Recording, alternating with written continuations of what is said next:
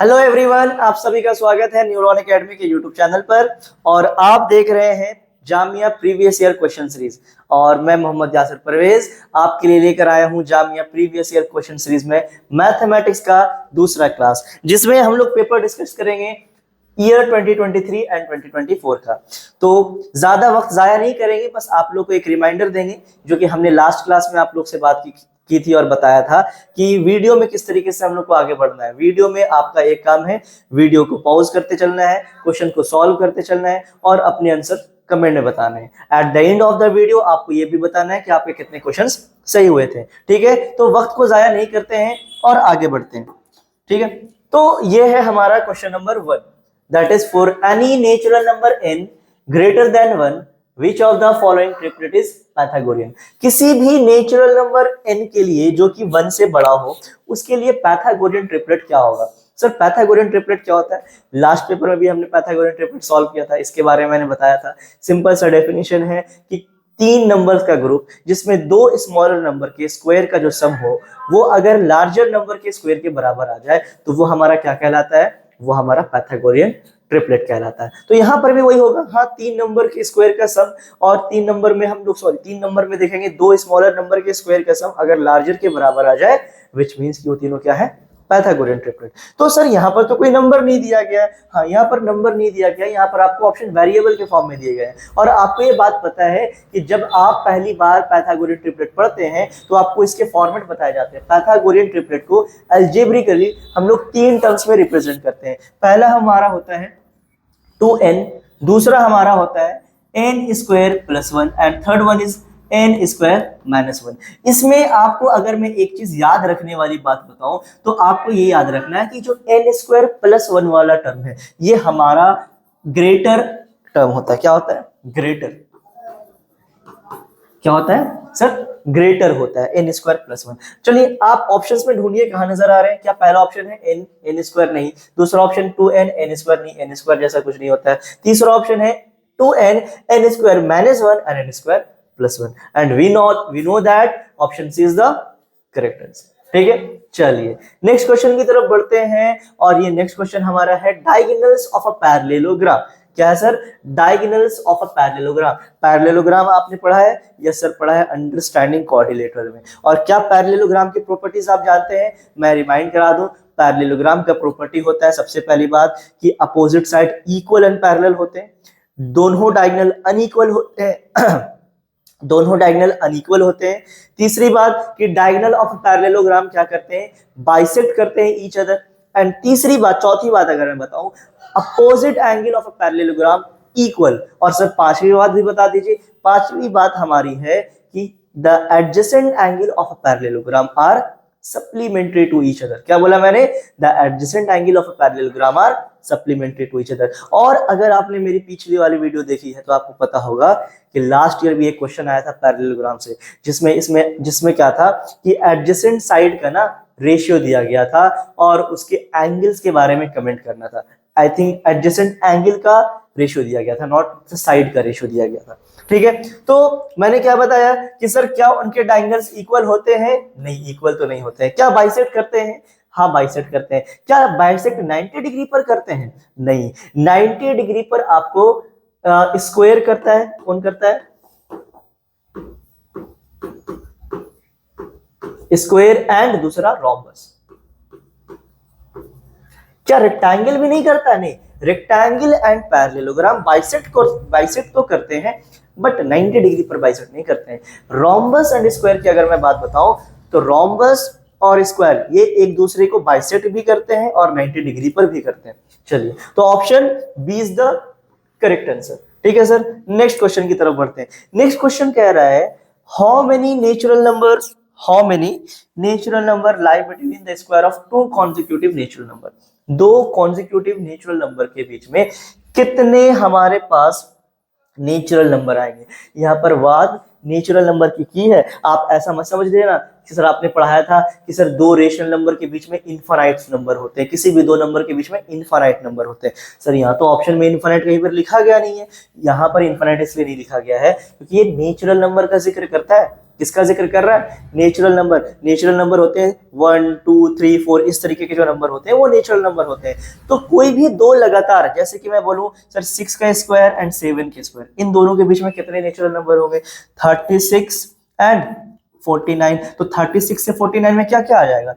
37, 38, 39, 40, 41, 42, 43, 44, 45, 46, 47 and 48। तो कितने हो गए? 1 2 3 4 5 6 7 8 9 10 11 12।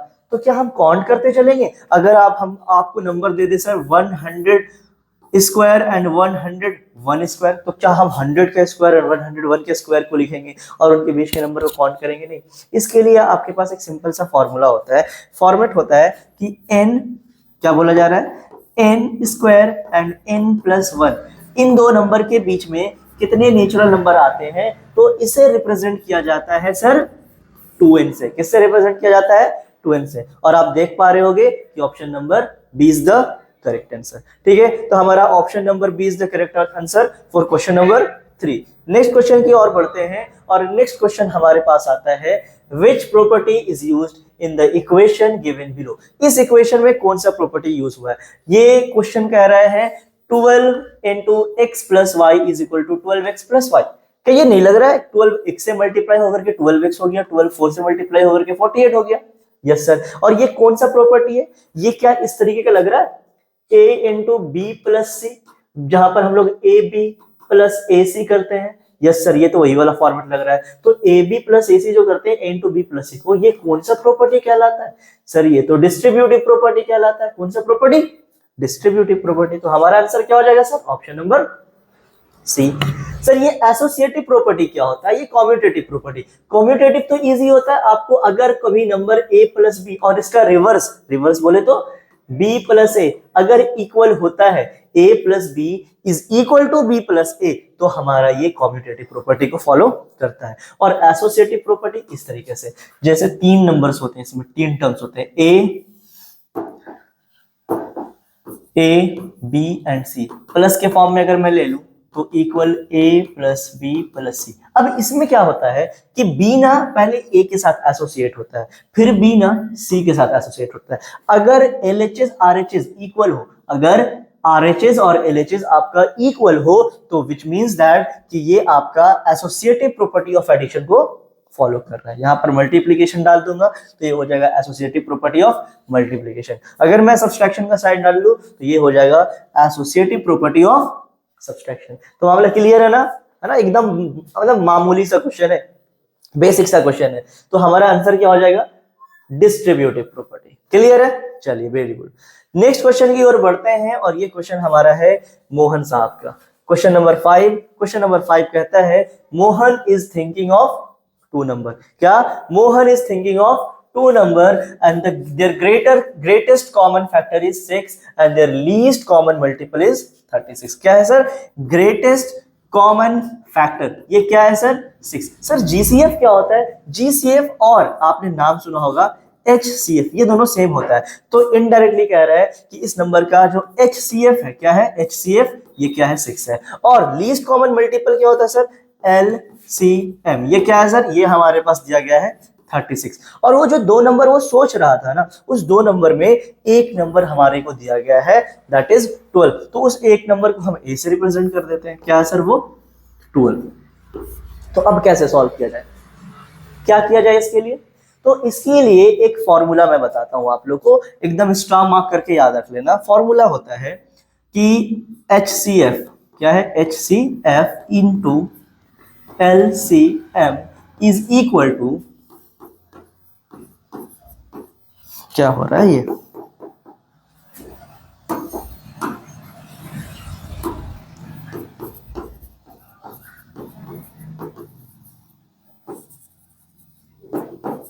है ना, LCM into HCF is equal to product of two number. वो टू नंबर कौन होगा, वो जो भी गिवन नंबर होगा उसको आप ए इंटू बी के फॉर्म में रिप्रेजेंट कर सकते हो। किसके फॉर्म में, ए इंटू बी के फॉर्म में। तो यहाँ पर एचसीएफ क्या है 6, एलसीएम क्या है 36 और प्रोडक्ट ऑफ टू नंबर, तो दो नंबर में से एक नंबर तो ए दिया गया है 12, तो बी को हम लोग बी ही रहने देते हैं, बी तो हमें फाइंड करना है। तो क्या 12 इंटू बी लिख सकते हैं, यस सर लिख सकते हैं। अब कैसे सॉल्व होगा, ये 12 से 3 टाइम्स में चला जाएगा और 6 3 से 18 होता है, तो सर बी का वैल्यू क्या हमारा 18 आएगा, बिल्कुल आएगा। कितने बच्चों का बी का वैल्यू 18 आया भाई कमेंट में बताना जरूर, मैं देखूंगा। ठीक है, तो option number A is the correct answer. ठीक है ना, तो हमारा क्वेश्चन नंबर 5 भी सॉल्व हो गया। बड़ा आसान आसान सा क्वेश्चन आ रहा है अब तक। चलिए क्वेश्चन नंबर 6 की तरफ बढ़ते हैं और क्वेश्चन नंबर 6 कह रहा है कि इफ 3 की power x plus y is equal to 81 and 81 की power x minus y is equal to 3 की पावर 8, तो हमें फाइंड करके बताइए सर x और y का वैल्यू। तो जरा ध्यान देते हैं और सॉल्व करते हैं। कैसे सॉल्व करेंगे, क्या इसे हम लिख सकते हैं 3 की power x plus y which is equal to 81, और आपको पता है 3 की पावर x प्लस वाई, 81 को क्या हम लिख सकते हैं सर 3 की पावर 4, बिल्कुल लिख सकते हैं, क्योंकि 3 3 जा 9 3 जा 27 एंड 3 जा 81 होता है, तो इसका प्राइम फैक्टराइजेशन 4 टाइम्स आ जाएगा, तो हम लिख सकते हैं 3 की पावर 4। अगर बेस सेम हो एक्सपोनेंट में तो रूल कहता है क्या x प्लस y हमारा 3 के बराबर हो जाएगा, पावर क्या इक्वेट हो जाएगा, बिल्कुल इक्वेट हो जाएगा, यही तो रूल कहता है। नेक्स्ट बढ़ते हैं, अगला टर्म हमारे पास है 81 की power x minus y which is equal to 3 की पावर 8। क्या 81 को 3 की बेस के पावर में फॉर्म में लिख सकते हैं, बिल्कुल लिख सकते हैं। अभी तो मैंने लिखा 81 को मैंने क्या लिखा 3 की पावर 4, तो यहाँ भी लिख सकते हैं 3 की पावर 4, बट इसके ऊपर तो पहले से पावर है, तो इसको आप एक और ब्रैकेट लगा करके लिख दो x माइनस वाई, क्या हो जाएगा 3 की पावर 8।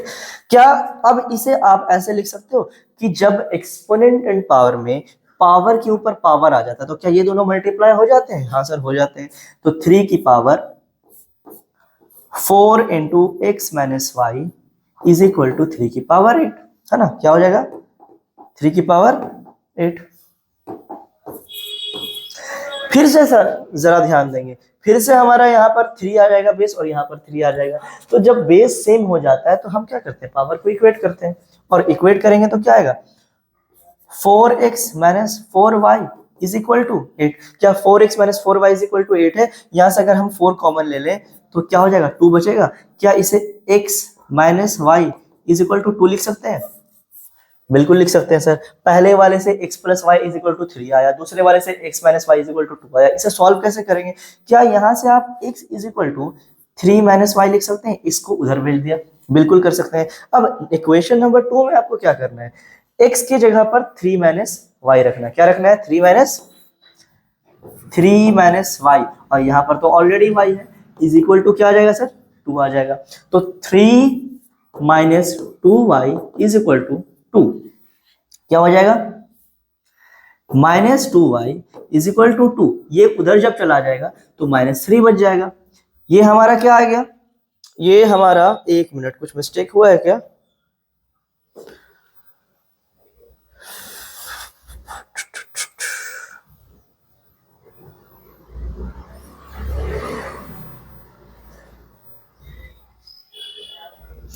थ्री की पावर 4, अच्छा, यहाँ देखें, यहाँ पर हम लोगों ने मिस्टेक कर दिया था। यहाँ पर हमें लिखना क्या चाहिए था 3 की पावर 4, तो यहाँ पर हम लोगों को इसको किससे कंपेयर करना चाहिए था,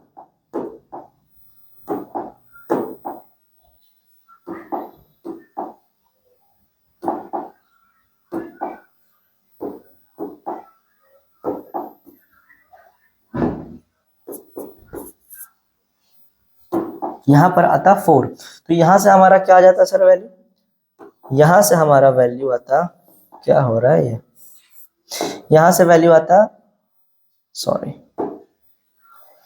x is equal to 4 minus y. अब यहाँ पर उसी चीज को हमारे को पुट करना था, तो देखते हैं।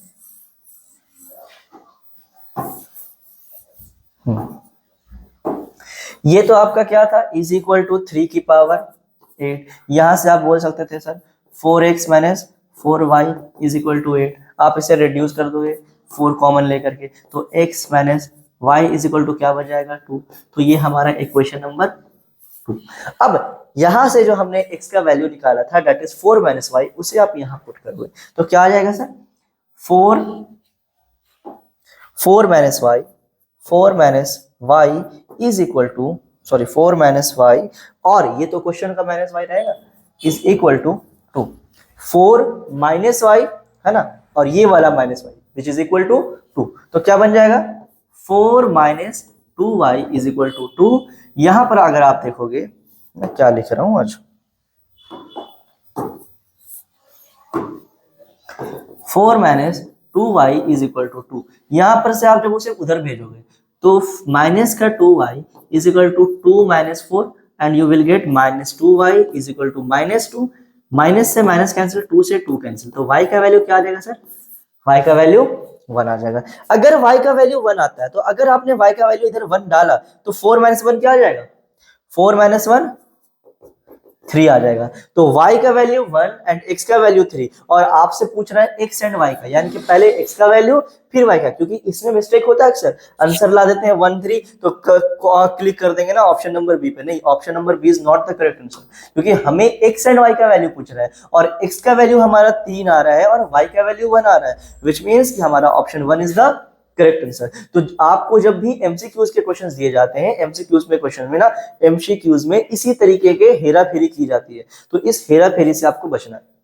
चलिए भाई नेक्स्ट क्वेश्चन की तरफ बढ़ते हैं और जरा ध्यान देते हैं। चलो ये क्वेश्चन तो हमने लास्ट ईयर वाले में किया था ना, आई थिंक याद हो आप लोगों को। If x and y are in direct proportion then which of the following is correct. तो अगर बोला जाए कि sir x is directly proportion to y, तो हम इसे रिप्रेजेंट करते हैं x is equal to k y, x is equal to k y, which means कि हम क्या बोल देंगे x upon y is equal to constant, x upon y is equal to constant. अच्छा लास्ट ईयर जो हमारे पास क्वेश्चन आया था उसमें इनवर्सली प्रोपोर्शन बोल रहा था और यहाँ पर हमारे को डायरेक्ट प्रोपोर्शन बोल रहा है। तो इनवर्सली प्रोपोर्शन में यहाँ पर आपको x into y is equal to constant हो जाता है और डायरेक्ट प्रोपोर्शन में x upon y is equal to constant हो जाता है। तो which means option D is the correct answer. ठीक है, किसी को कोई समस्या नहीं। चलिए आगे बढ़ते हैं। अगला क्वेश्चन है क्वेश्चन नंबर 8। क्वेश्चन नंबर 8 में हमारे पास एक्सपोनेंट का क्वेश्चन है। यहाँ पर आपको एक डेसिमल एक्सपेंशन दिया गया है जिसे स्टैंडर्ड फॉर्म में लिखना है। स्टैंडर्ड फॉर्म मतलब इस फॉर्म में लिखना है, इसे एक्सपोनेंट एंड पावर के फॉर्म में। तो आपको बड़ा सिंपल सा मैं रूल बताता हूँ। डेसिमल को ना उठा करके बस इधर भेजना है 2 के पास। डेसिमल को उठा के कहाँ भेजना है 2 के पास। याद रखना जब भी आप लेफ्ट से राइट जाओ तो पावर हमारा कैसा आएगा नेगेटिव। और काउंट कर लो कितने स्टेप आपने चला है, 1 2 3 4 5 6 7 8 है ना। कितना चला आपने सर 1 2 3 4 5 6 7 8, 8 कदम आगे बढ़े, मतलब पावर हमारा क्या आएगा पावर 8 आएगा। कैसा 8 आएगा माइनस का 8, विच मीन्स 2.1 इंटू 10 की पावर माइनस 8 है ना। प्लस 8 मत लगा देना, क्या बोल सकते हैं 2.1 इंटू 10 की power minus 8। That means option B is the correct. काफी सिंपल सिंपल क्वेश्चन आ रहे हैं नहीं। चलिए बहुत अच्छी बात है, हमारी लिए तो अच्छी बात है अगर पेपर इजी आ रहा है तो। आगे बढ़ते हैं। A cuboid has a pair of identical face. भाई क्यूबॉइड के सारे फेस तो सेम होते हैं और अगर इसे हम पेयर में बात करें तो क्यूबॉइड में कितने फेसेस होते हैं सर 6 फेसेस होते हैं। और अगर हम हर को पेयर में कंसिडर करें, क्योंकि पेयर मतलब क्या होता है 2 होता है, तो 6 को क्या बोलेंगे 3 का पेयर, मतलब 3 पेयर हो जाएगा आपको है ना, 3 पेयर हो जाएगा 2 का, तो विच मीन्स क्या हो जाएगा आपका टोटल 6 फेसेस। तो 9th का क्वेश्चन आपका आंसर क्या हो जाएगा ऑप्शन नंबर बी। तो आपके पास क्यूज में होते हैं टोटल ऑफ 6 फेसेस एंड अगर उसको आप पेयर के फॉर्म में कंसिडर करेंगे तो आपके टोटल 3 पेयर्स बन जाएंगे है ना। चलिए नेक्स्ट क्वेश्चन की तरफ बढ़ते हैं और ये क्वेश्चन हमारे पास आता है फिर से फैक्टराइजेशन। फैक्टराइजेशन से काफी बच्चे डरते हैं बट यहाँ पर डरने की बात नहीं है। क्वेश्चन कहता है x³ - 3 आपको सॉल्व करना है पॉज करके है ना, याद है ना, भूले तो नहीं है ना। चलिए बढ़ते हैं आगे। तो x-3 आपको x-3 नहीं, x-3 नहीं है, x³ - x है। तो सबसे पहले तो यहाँ भी x यहाँ भी x, क्या कॉमन लिया जा सकता है बिल्कुल। तो x कॉमन ले लेंगे तो क्या बच जाएगा x² - 1। क्या हमारा आंसर आ गया x² - 1। नहीं, ये आंसर नहीं आया, क्योंकि आपको ये बात समझ में आ रहा होगा कि 1 के ऊपर हम फिर से पावर अगर डाल दें तो कोई फर्क नहीं पड़ता। 1 के ऊपर कितनी भी पावर डाल दें तो कोई फर्क नहीं पड़ता। क्या ये एक्स स्क्वायर माइनस 1 स्क्वायर नजर आ रहा है A square minus B square के फॉर्मेट में? And you know that A square minus B square क्या होता है? A plus B into A minus B, which means आप लिख सकते हैं X into X plus 1 into x minus 1। कौन सा ऑप्शन है? X into X plus 1 X minus 1। यहाँ पर 1 प्लस एक्स और 1 माइनस एक्स है, आपको ध्यान देना है, ये चीज सीक्वेंस में होनी चाहिए। अगर यहाँ पर 1 माइनस एक्स है, इसका मतलब एक्स हमारा नेगेटिव है, विच मीन्स कि हमारा किसी भी सिनेरियो में क्या एक्स नेगेटिव आ रहा है? नहीं आ रहा। तो आपको ऑप्शंस बड़े संभल संभल के मार्क करने हैं। ये बात आप देख रहे होगे कि अभी तक हमने जितने भी क्वेश्चंस किए, कौन से क्वेश्चन नंबर पे? क्वेश्चन नंबर 10 में ऑलमोस्ट सारे के सारे क्वेश्चंस हमारे इजी थे, बट आपने अगर नोटिस किया होगा तो सारे क्वेश्चंस के जो ऑप्शंस थे ना वो बड़े कंफ्यूजिंग थे, यही सिली मिस्टेक करवाते हैं। तो आपको अगर इजी क्वेश्चन दिख रहा है तो आपको धैर्य के साथ वहां पर ध्यान देना होगा और इत्मीनान से ऑप्शंस लगाने होंगे। और इतना भी इत्मीनान मत कर देना कि आगे आने वाले क्वेश्चंस में फिर आप मिस्टेक करने लग जाओ या उसके लिए आपके पास टाइम ही ना बचे। तो इन सब चीजों को देखते रहना है। तो आप लोग प्रैक्टिस करो, 100 क्वेश्चन का सेट बनाओ, एक टाइम ड्यूरेशन फिक्स करो और उसके अकॉर्डिंगली चीजों को सॉल्व करो। तो अगला क्वेश्चन हमारा आता है ना, आप इसका आंसर क्या हो जाएगा सर? इसका आंसर हो जाएगा option number D, that is x into X plus 1 into x minus 1। चलिए, वेरी गुड। अगला क्वेश्चन आता है हमारा question number 11 and it state that two identical cubes of volume 64 centimeter cube are joined together into end। इसका क्या मतलब है sir? चलो मैं डायग्राम बनाकर दिखाता हूं। क्यूब्स, चलिए देखते हैं। ये हमारा एक क्यूब है ना, और ये हमारा मान लेते हैं दूसरा क्यूब है, ठीक है। ये हमारा 2 क्यूब है। अब बोला जा रहा है कि इस दोनों क्यूब को ना एंड टू एंड हमने ज्वाइन कर दिया, जैसे कि ऐसा समझ लो, हाँ इस तरीके से एंड टू एंड हमने क्या कर दिया है? ज्वाइन कर दिया। असल नहीं, इसका साइज मैं इसको बना देता हूं, हाँ ये आ गया एग्जैक्टली। तो ऐसा समझो, और इसका कलर भी चेंज कर देते हैं। कलर चेंज कर लेंगे तो समझ में आएगा आप लोगों को आसान तरीके से। चलिए कलर देखते हैं। तो ये देख पा रहे हो आपको, हाँ हमने क्या किया? हमने भैया क्या हो रहा है, हाँ हमने क्या किया? 2 क्यूब्स लिए और दोनों को एंड टू एंड क्या कर दिया सर? ज्वाइन कर दिया। इससे क्या होगा? जब 2 क्यूब्स को, आइडेंटिकल क्यूब को एंड टू एंड ज्वाइन करेंगे तो आप देख रहे हो ये जो हमारा लेंथ है वो तो अब भी सेम है, ये जो हमारा हाइट है वो भी अब भी सेम है, लेकिन ये जो हमारा ब्रेथ जा रहा है, ये ब्रेथ क्या सेम हो रहा है? नहीं, ब्रेथ तो हमारा चेंज हो रहा है, क्योंकि अगर आप ए इसे बोलते हो, इसे ए बोलते हो और इसे ए और इसे ए, तो ये टोटल कितना हो जाएगा सर? ये टोटल हो जाएगा 2a। तो हमें यही कह रहा है कि 2 आइडेंटिकल क्यूब को जब हमने जोड़ा, 2 आइडेंटिकल क्यूब उनको हमने जोड़ा, तो जोड़ने के बाद जो रिजल्टिंग क्यूबॉइड आएगा उसका हमें टोटल सरफेस एरिया बताना है। बट उससे पहले ये जो क्यूब दिया गया है उसका जो हमारे पास वॉल्यूम है, वो क्यूब का वॉल्यूम क्या है? 64। और वॉल्यूम ऑफ क्यूब क्या होता है सर? ए क्यूब। ए क्यूब क्या है सर? 64। तो ए हो जाएगा क्यूब रूट ऑफ 64, और क्यूब रूट ऑफ 64 क्या होता है?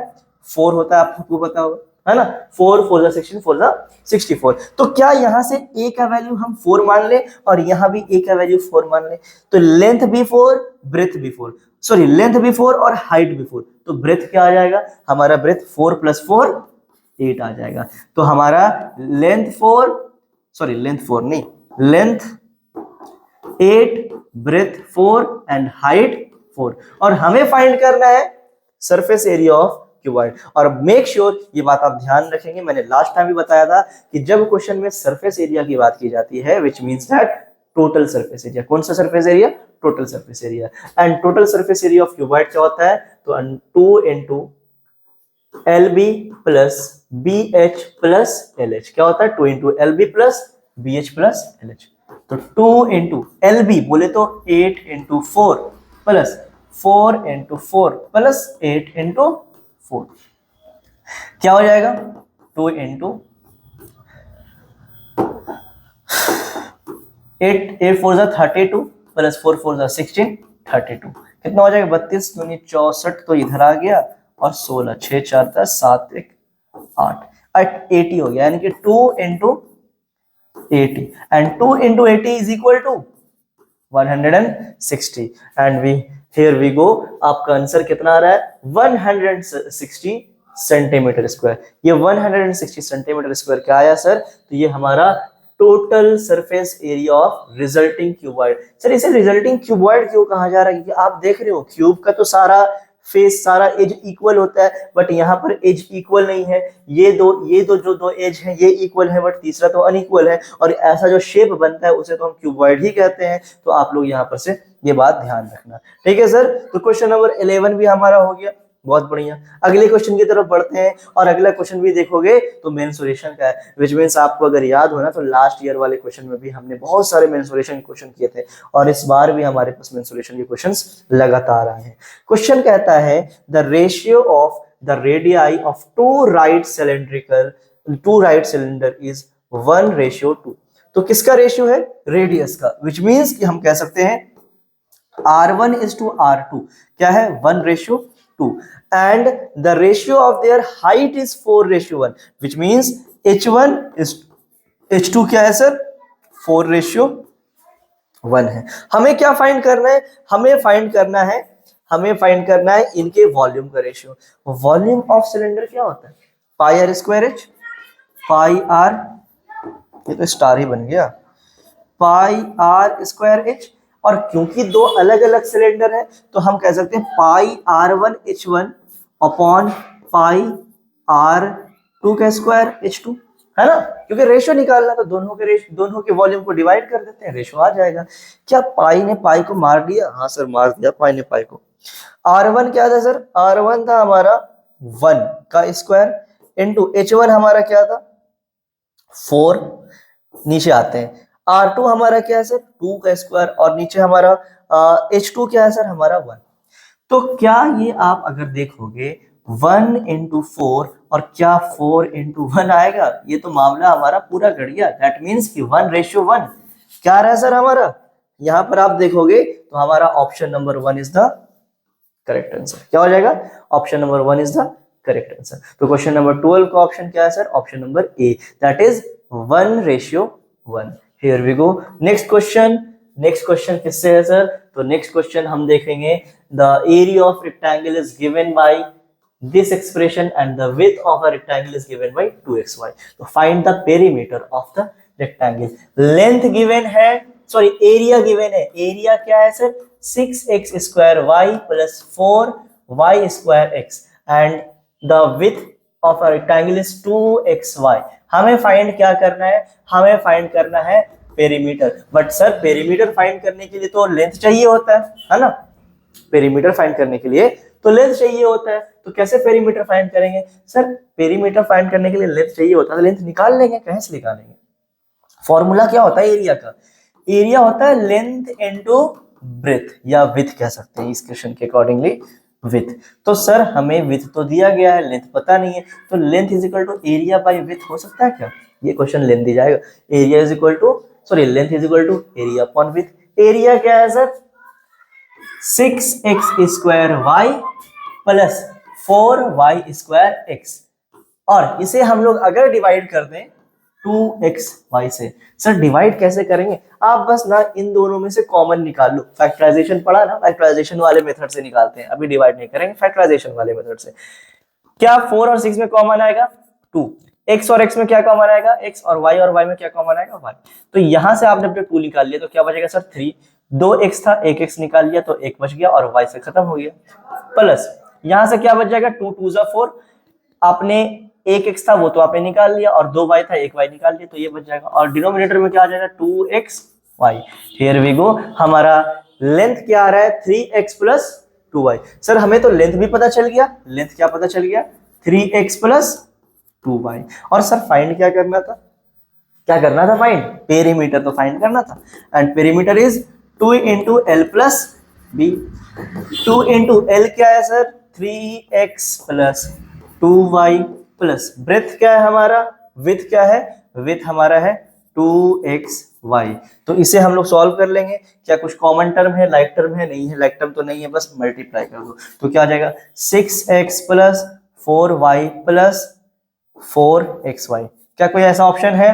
6x 4y 4xy। देखो नीचे से स्टार्ट किया और हमारा पहला ऑप्शन बन गया। क्या 6x है? हाँ सर। 8y नहीं, 8y तो नहीं है। क्या 3x? नहीं। 8x नहीं। तो हमारा ऑप्शन नंबर क्या आ जाएगा? Option number D is the correct answer. क्या क्लियर है मामला?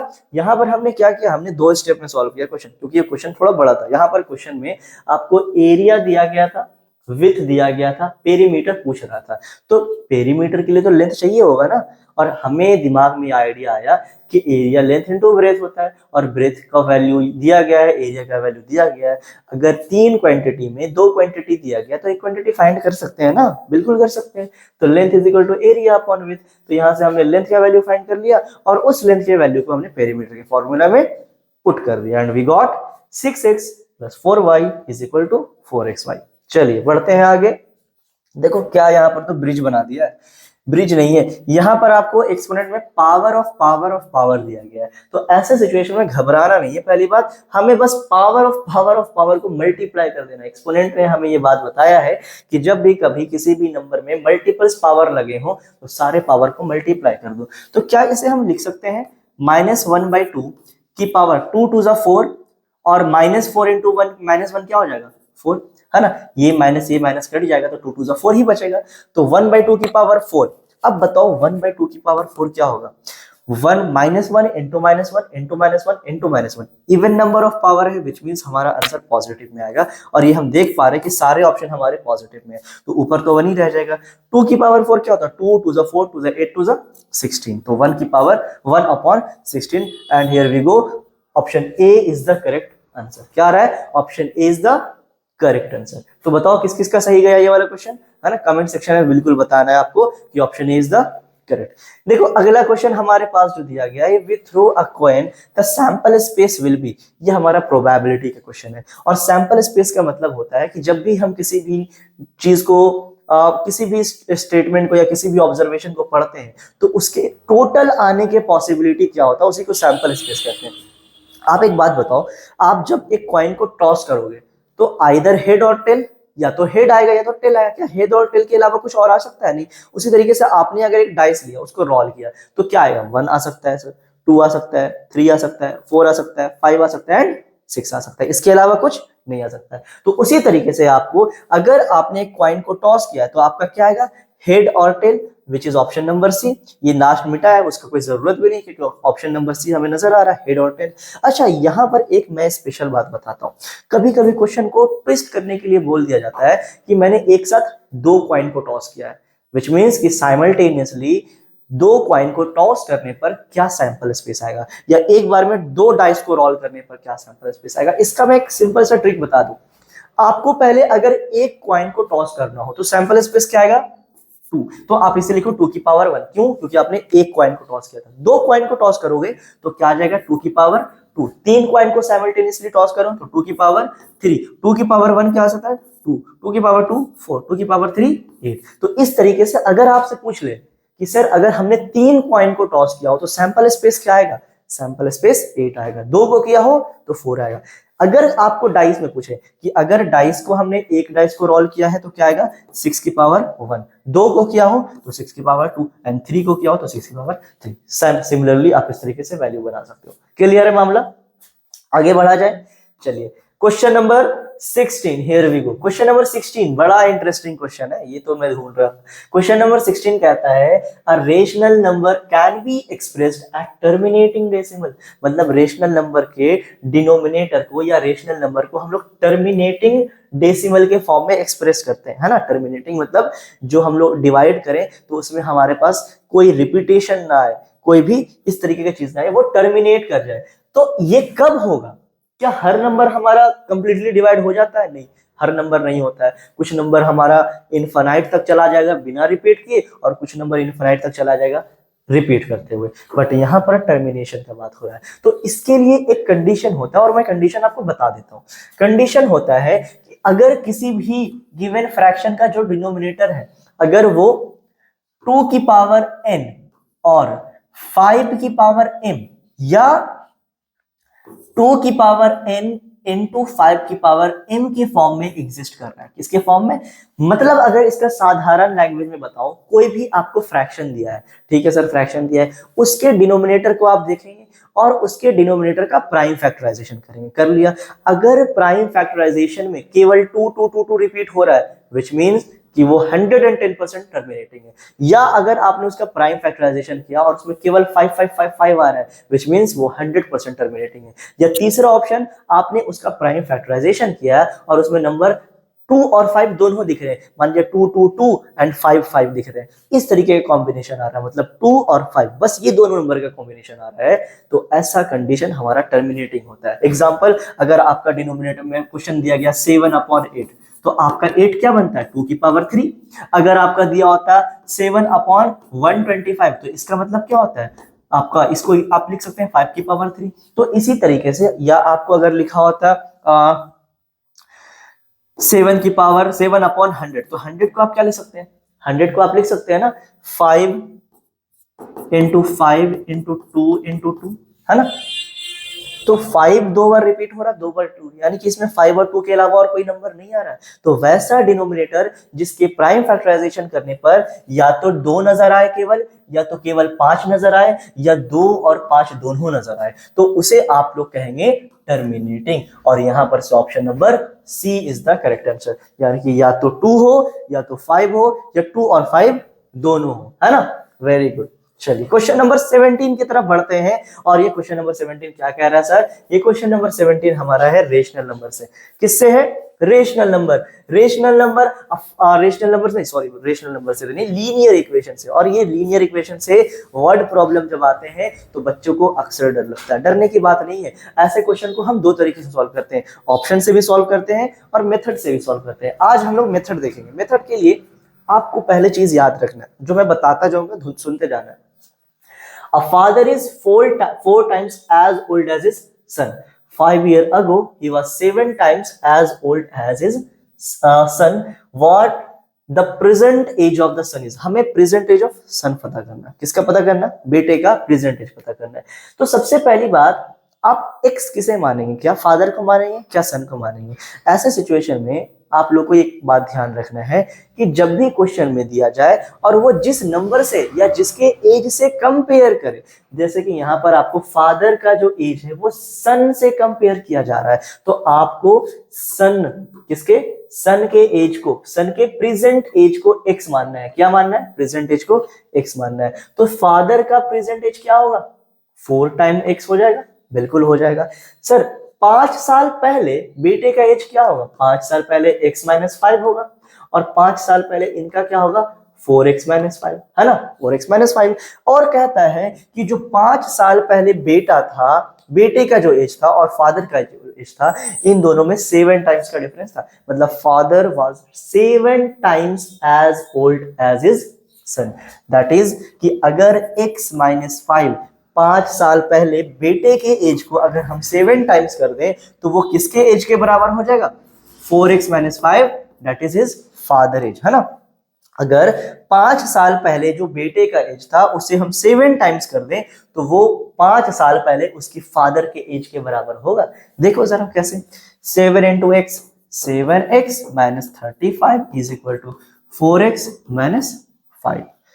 7x इधर आ जाएगा -4x, -5 उधर चला जाएगा +35, क्या बचेगा? 3x, और यहां से क्या बचेगा? 30। कैंसिल आउट हो जाएगा, x is equal to 10। x का वैल्यू 10 आया, और 10 हमने किसे माना था? सन। सन का क्या? Present age. तो यही तो फाइंड करना था, and that is option B. क्या सर इसे वेरीफाई कर लीजिएगा? बिल्कुल वेरीफाई कर देंगे। देखो, अगर प्रेजेंट एज बेटे का प्रेजेंट एज 10 है, तो बाप का प्रेजेंट एज कितना होगा? 40, क्योंकि 4 टाइम दिया गया था। 5 साल पहले इसका एज क्या था?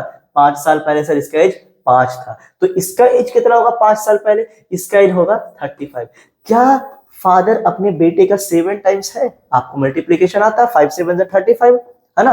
तो क्या 5 इज 7 टाइम्स 35?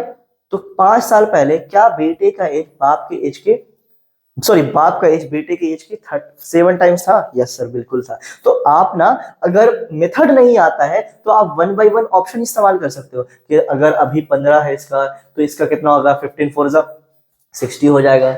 और 5 साल पहले इसका 10 साल था, 5 साल इस पहले इसका कितना हो जाएगा, 55। क्या ये इनके बीच में 7 टाइम्स का रिलेशन है? नहीं, तो ऑप्शन 1 इज द इनकरेक्ट। फिर ऑप्शन 2 पर आएंगे। तो इस तरीके से आप ऑप्शन से भी सॉल्व कर सकते हो अगर आपको मेथड में मसला हो रहा है तो। ठीक है सर, बहुत बढ़िया। अगला क्वेश्चन पे आते हैं। अगले क्वेश्चन है क्वेश्चन नंबर 18 एंड ये भी हमारा देख रहे हो बहुत सिंपल सिंपल क्वेश्चन मिल रहा है। अभी तक हमारे को 2 से 3 क्वेश्चन मुश्किल से मिला होगा जो थोड़ा सा दिमाग लगाने वाला होगा, वो थोड़ा सा दिमाग लगाने वाला होगा। क्वेश्चन नंबर 18 कहता है which of the following is a regular quadrilateral. क्या मजाक कर रहा है, ये तो लास्ट क्लास में हमने किया है और हमने बताया है रेगुलर क्वाड्रिलेटर का कंडीशन। क्या याद है आप सबको?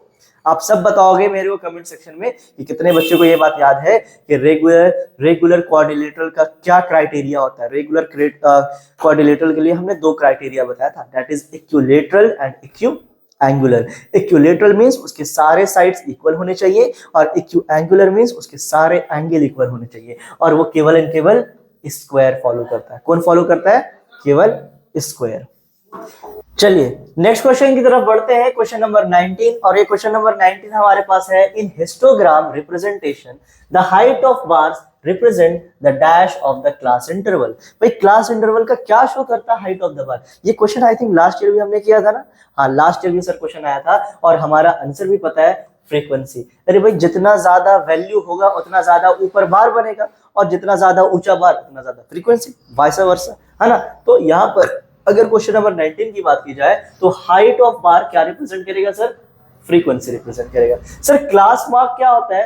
क्लास मार्क का मैं फॉर्मूला लिख देता हूँ। क्लास मार्क होता है upper limit plus lower limit upon 2। क्या होता है? Upper limit plus lower limit by 2। जैसे लिखा है ना 20 से 25 5 आया है, 25 से 30 आपके पास 6 स्टूडेंट है, या 30 से 35 आपके पास 30 से 35 जो है वो आपके पास 12 स्टूडेंट के मार्क्स आए हैं। तो यहाँ पर ये जो नंबर है, छोटा नंबर, ये आपका लोअर लिमिट कहलाता है, ये अपर लिमिट। तो lower limit plus upper limit divided by 2 हमारा क्लास मार्क कहलाता है। और class size upper limit minus lower limit. क्या? Upper limit minus lower limit, मतलब 25 माइनस 20 5, 30 माइनस 25 5, तो वो हमारा क्लास साइज हो जाता है। और मीन तो आपको पता है, sum of total observation upon number of observation, ये होता है।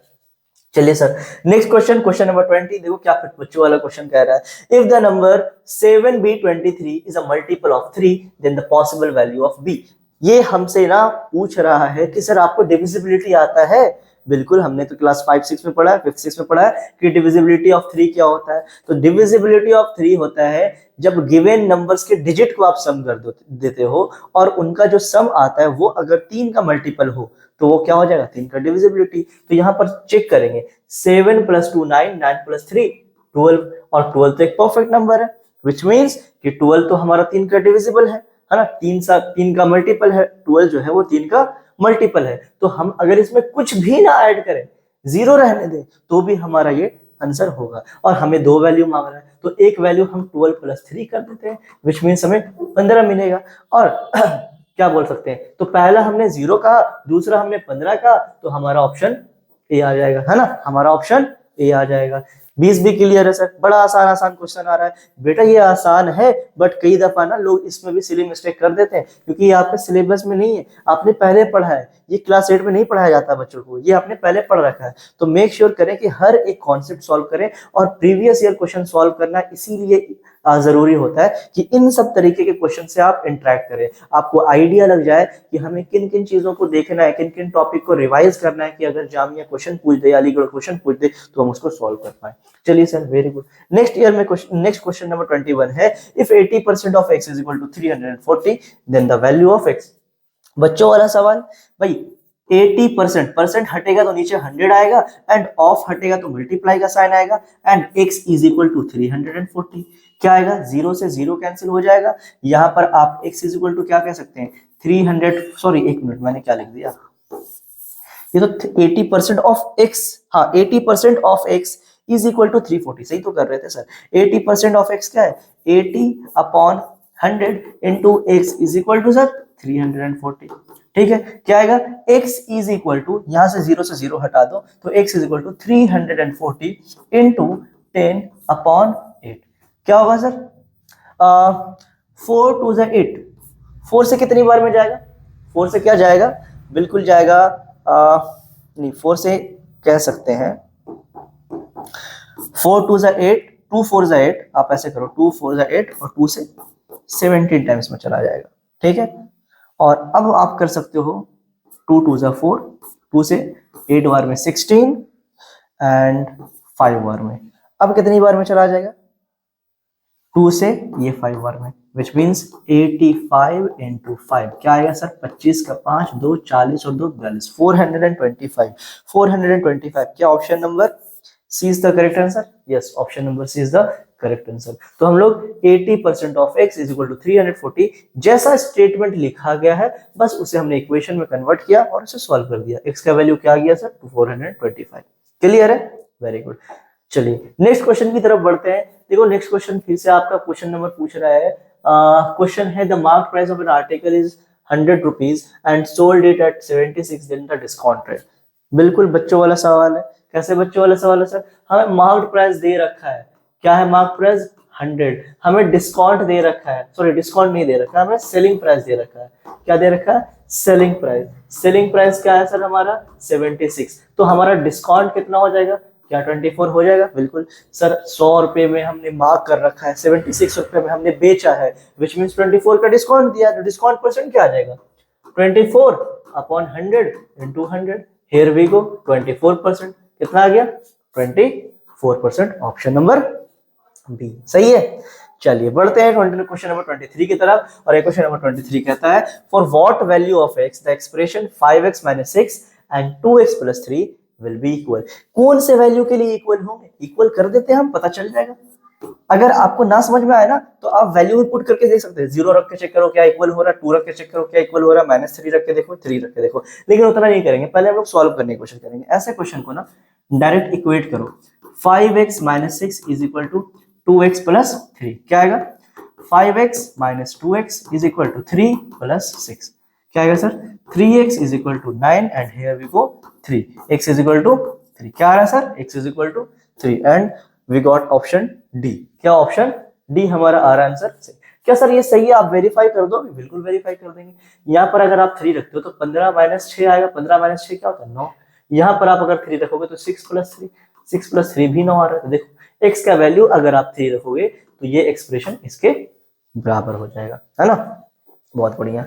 चलिए नेक्स्ट क्वेश्चन की तरफ बढ़ते हैं, क्वेश्चन नंबर 24। क्वेश्चन नंबर 24 में आपको प्रॉफिट एंड लॉस का सवाल है और यहाँ पर बच्चे काफी कंफ्यूज होते हैं। एकदम सिंपल हो जाएगा, मैं ट्रिक बताऊंगा, बस आप उसको ट्रिक को फॉलो करेंगे। क्वेश्चन कहता है the cost price of 12 shirt is equal to the selling price of 10 shirt. जैसा ये बड़ा स्टेटमेंट लिखा है ना, आप इसको छोटा में लिख लो। कैसा सर छोटे में लिखेंगे, 12 CP is equal to 10 SP।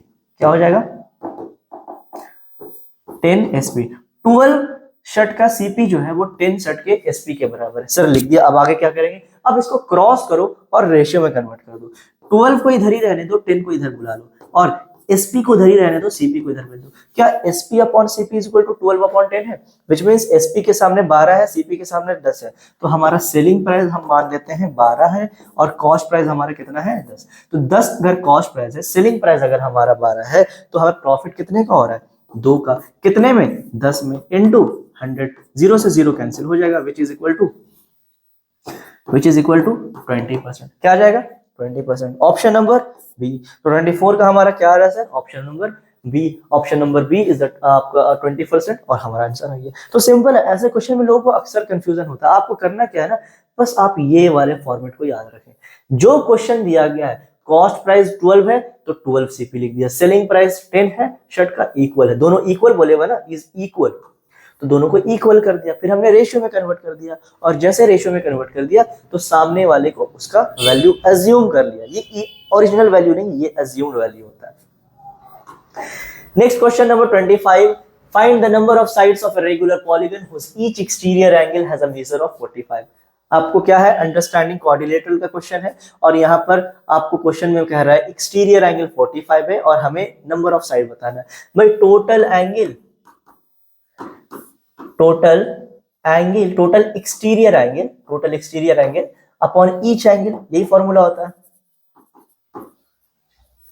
Total exterior angle आपको पता है कितना होता है? बिल्कुल सर 360, कितने भी साइड दे दो, 3, 5, 10, 20, 50, 100, कितने भी साइड दे दो हमारा 360 होगा एक्सटीरियर। और आपका ईच कितना दिया गया? 45। आप जब इससे डिवाइड करोगे तो डिवाइड करने पर आपको कितना आएगा? 45 दूनी 90 और 4 बार में आपका चला जाएगा, कितना आ जाएगा? 4, है ना। 45 दूनी 90 और 9 गलत आ गया, 1 मिनट। 45 दूनी 90 दूनी 180 और दूनी 360, बोले तो ऑप्शन नंबर डी आ जाएगा। क्या आ जाएगा? Option number D. क्या आ रहा है ना? चलिए, वेरी गुड। अगले क्वेश्चन की तरफ बढ़ते हैं। और अगला क्वेश्चन देखो, हमारा इस साथ बड़ा मजाक कर रहा है। क्वेश्चन कह रहा है which of the following is a binomial. क्या ये पूछने वाला सवाल है? बाइनोमियल क्या होता है भाई? अलजेब्रिक एक्सप्रेशन जिसके पास केवल 2 टर्म हो, से बाइनोमियल कहेंगे। क्या है ये? 1 टर्म है, 3 टर्म है, 1 टर्म है, तो option number B is the correct answer, है ना। क्लियर है मामला? वेरी गुड, क्लियर है सर। अगला क्वेश्चन है आपका लीनियर इक्वेशन से कह सकते हैं। यहाँ पर स्टेटमेंट हमें बनाना है। How can the statement 3/4 of a number is 5 more than its 2/3 part? कोई नंबर का 3/4 जो है उसी नंबर के 2/3 से कितना ज्यादा बड़ा है? 5 बड़ा है। तो कोई नंबर क्या मान लेते हैं? कोई नंबर x मान लेते हैं। इस नंबर का 3/4 क्या हो जाएगा? 3/4x। इसी नंबर के 2/3 से कितना ज्यादा है? 5 ज्यादा है। तो 3/4 of a number is greater than 2/3 of a number by 5। तो क्या इसे हम लोग चेक करेंगे ऑप्शन में? क्या ऐसा कुछ है? 3/4 देखो, ये वाला ऑप्शन नंबर ए जो नजर आ रहा है आपको, ऑप्शन नंबर ए में 3/4x is equal to 2/3 plus 5 है। आप जब इस 2/3 को उधर भेजोगे तो ये तो वही बन जाएगा ना, 3/4x is equal to 5 plus 2/3x, which means option number A is the correct answer. तो ऐसे क्वेश्चंस को थोड़ा सा आराम से बनाना है, गलत ना हो जाए, क्योंकि सारे ऑप्शन ना एक जैसे नजर आते हैं देखने में दूर से। चलिए बढ़ते हैं आगे। आगे हमारा क्वेश्चन है, आपको ये भी हम कह सकते हैं, आपको किससे कहना है? ये अलजेब्रिक एक्सप्रेशन से कहा जा सकता है। ये a² + b² 58 है, a - b हमारा 4 है, और हमें फाइंड करना है a b का वैल्यू। कई दफा क्वेश्चन में दिया जाता है a - b का वैल्यू या a + b का वैल्यू दिया जाता है, a b का वैल्यू दिया जाता है, और हमें वो पूछना होता है। तो कोई मसला नहीं, जो भी क्वेश्चन हो उसमें ना आपको इस नंबर के ऊपर बस दोनों तरफ पावर लगा देना। कितना कर देना? स्क्वायर कर देना, both side, squaring the both side. इससे क्या होगा सर बेनिफिट? देखिए क्या होगा, a माइनस b का whole square minus 4 is equal to 4 का स्क्वायर। क्या हो जाएगा? a² + b² minus 2ab which is equal to 16। Sir a² + b² हमने कितना गिवन है क्वेश्चन में? 58। तो 58 minus 2ab is equal to 16। तो minus 2ab is equal to 16 minus 58। क्या आएगा? हाँ, minus 2ab is equal to 8 में से 6 गया तो 4 बच जाएगा, सॉरी 2 बच जाएगा ना, 6 2 8, 2 बच जाएगा, और 5 में से 1 जाएगा तो 4। माइनस का माइनस से माइनस कैंसिल, 2 से 21 बार में कैंसिल। तो ab का वैल्यू क्या आ गया सर? 21। क्या आ गया सर? ab का value 21, and option C is the correct answer, है ना। 2 क्वेश्चन बच रहा है, बस मजाक नहीं, जल्दी जल्दी कर लेते हैं। क्वेश्चन नंबर 29 कह रहा है which of the following statement is true when calculating interest compounded half yearly while keeping the principal constant। जब प्रिंसिपल को कांस्टेंट रखा जाए तो क्या होगा अगर हम कैलकुलेट करेंगे इंटरेस्ट को? तो क्या स्टेटमेंट सही है भाई? अगर हाफ ईयरली कहते हैं तो हमारा जो रेट होता है ना वो पर ईयर लगता है। आप देखते हो क्वेश्चन में जब भी लिखा रहेगा 10% per annum, 5% per annum, 15% per annum, मतलब कि हर साल के एंड पर 12% लग रहा है, हर साल के एंड पर 10% लग रहा है। तो अगर 12 महीने में 10% लग रहा है तो 6 महीने में कितना लगेगा? 5% लगेगा। मतलब हमारा रेट क्या हो जाएगा? हाफ। और एक बात बताओ, हर 6 महीने पे लग रहा है ना, हाफ ईयरली का मतलब हर 6 महीना है, तो एक साल में कितनी बार 6 महीना आएगा? 2 बार। तो पहले 6 महीने के बाद एक इंटरेस्ट लगेगा, फिर एक 6 महीने के बाद इंटरेस्ट लगेगा, तो एक साल में कितनी बार हाफ ईयरली आएगा? सर 2 बार। तो टाइम क्या हो गया? डबल। तो हाफ ईयरली की सिचुएशन में हमारा रेट क्या हो जाता है? हाफ हो जाता है। क्या होता है? हाफ। और टाइम क्या हो जाता है? डबल। तो ऑप्शन चेक करते हैं, double the given annual rate and half the given number of year. क्या ऐसा मैंने बोला? नहीं, double the annual double the given annual, ये क्या बात कर रहा है? Rate as well the given number of year नहीं, half the given number rate, rate को हमने हाफ कर दिया बिल्कुल, and as well as the given number of year, given number of year को भी हाफ कर देंगे? नहीं, half the given annual rate, हमने जो एनुअल रेट दिया है उसे हाफ कर दिया, very good, and double the given number of year, year जो हमारा गिवन है उसको क्या करना है सर? डबल कर देना है। तो ऑप्शन डी, देखो ऐसे ऐसे क्वेश्चंस ना थ्योरेटिकल में मैं बच्चों को बड़ा बताता हूँ कि सर अगर क्वार्टरली दिया गया तो वो क्या होगा, सर हाफ ईयरली दिया गया तो क्या होगा। अगर आपको कॉन्सेप्ट क्लियर है तो किसी भी फॉर्मेट में क्वेश्चन दे दे आप हमेशा बना ले जाओगे, ठीक है ना। अगले क्वेश्चन की तरफ बढ़ते हैं, और ये भी क्वेश्चन हमारा एकदम सिंपल सा रेशियो वाला। आज आप लोग देखोगे ये वाले वीडियो में जितने भी क्वेश्चन आए ना सब बेसिक है, मैथमेटिक्स में हार्ड नहीं आता। मैथमेटिक्स में बच्चे ना ओवर कॉन्फिडेंस हो या जल्दबाजी के कारण ना सिली मिस्टेक कर देते हैं। आप अगर तसल्ली से बनाओगे तो सारे क्वेश्चंस आसान जाएंगे। चलिए तो नेक्स्ट क्वेश्चन की तरफ बढ़ते हैं, और ये बात आप लोग देखेंगे। नेक्स्ट क्वेश्चन क्या है हमारा? क्वेश्चन नंबर 30 है, if a bus travel 160 kilometre in 4 hour and train travel 320 kilometre in 5 hour. Bus travel कर रहा है 160 किलोमीटर 4 घंटे में, ट्रेन ट्रैवल कर रहा है 320 किलोमीटर 5 घंटे में। तो हमें बताना है कि इन दोनों के द्वारा ट्रैवल डिस्टेंस ट्रैवल किए गए रेशियो में क्या होंगे। अच्छा, यहाँ पर एक बात मेंशन देखो, distance travel by the 1 hour. तो पहले डिस्टेंस ट्रैवल करते हैं, फाइंड डिस्टेंस ने आपको कह सकते हैं 160 किलोमीटर इन 4 आवर, 4 घंटे में अगर उसने 160 किलोमीटर ट्रैवल किया है तो 1 घंटे में कितना डिस्टेंस ट्रैवल करेगा? 160 अपॉन 4, 4 4 16 बोले तो 40, तो 1 आवर में कितना हो जाएगा? 40 किलोमीटर। और बस ट्रेन के द्वारा 5 घंटे में वो ट्रैवल करता है 320, तो सर 1 घंटे में कितना ट्रैवल कर रहा होगा? 320 अपॉन 5, 5 6 30, 5 4 20, 64। कितना कर रहा है सर? 64। तो 40 किलोमीटर वो कर रहा है, 64 किलोमीटर कर रहा है। इन दोनों का रेशियो क्या आ जाएगा? 40 अपॉन 64।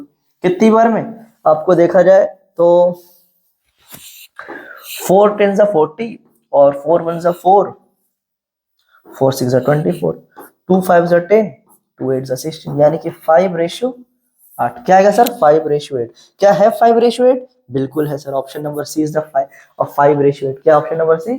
5:8। तो ठीक है, आज हमने ईयर 2023-2025 का क्वेश्चंस कर लिया है। इसमें आप लोग देखोगे क्वेश्चन को एनालाइज भी करना जरूरी है कि सर क्वेश्चन कितने क्वेश्चन ऐसे हैं जो कैलकुलेशन बेस्ड हैं, कितने क्वेश्चन ऐसे हैं जो हमारे को सॉल्व करना पड़ा, और कुछ कितने क्वेश्चन ऐसे हैं जो कि हमने बस देखा और बता दिया, और कितने क्वेश्चन ऐसे हैं जो हमारे पास सिलेबस से थोड़ा सा बाहर से आया। तो आप इन सब चीजों को एनालाइज कीजिए, आप क्वेश्चन को सॉल्व कीजिए, और जरूर से याद रखना कि कमेंट सेक्शन में आप अपने आंसर को बनाए रखेंगे, ठीक है। तो आप सभी का शुक्रिया वीडियो के आखिर तक बने रहने के लिए, और अगली बार हम फिर मिलेंगे, नेक्स्ट ईयर का क्वेश्चन सॉल्व करेंगे। हमने अभी जो लास्ट वीडियो दिया था वो 24-25 का था, ये है 23-25 का। अब एक और जो हमारा लास्ट बिल्कुल करंट ईयर था दैट इज 25-26, उसका बाकी है, ठीक है। तो उसका भी आपका वीडियो अपलोड हो जाएगा। ऐसे करते करते 2016 तक जितने भी आपकी जामिया में मैथमेटिक्स से क्वेश्चन आए वो हो जाएंगे। सर साइंस का कब आएगा? साइंस का भी आएगा, जैसे मैथ्स का कंप्लीट होगा फिर साइंस का आएगा, सोशल साइंस का कंप्लीट होगा फिर इंग्लिश का आएगा। तो आप लोग बने रहें, चीजों को देखते रहें, और बिल्कुल सब्सक्राइब करना और लाइक करना नहीं भूलेंगे, ठीक है। और बिल्कुल कमेंट में आप बताएंगे कितने क्वेश्चंस आपने किए हैं, और इंशाल्लाह नेक्स्ट वीडियो में फिर से मिलते हैं। अल्लाह हाफिज।